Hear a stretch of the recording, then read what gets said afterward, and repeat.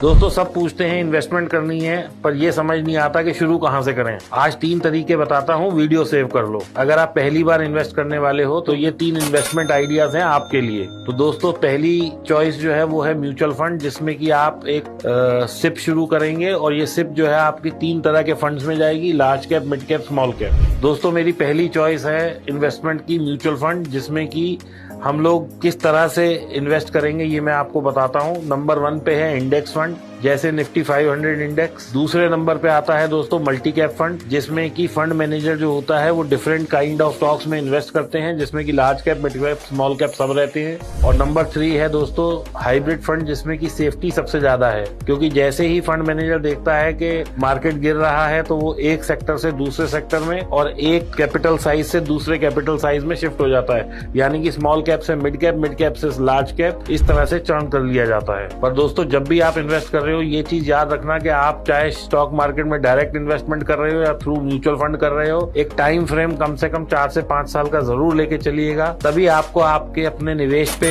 Return दिखाई देगी। नहीं तो ऐसा लगेगा कि मैंने पैसा लगाया था और मुझे कुछ नहीं मिला। और दोस्तों इस इन्फॉर्मेशन को अभी शेयर करो, क्योंकि हो सकता है कि ये रील किसी की इन्वेस्टमेंट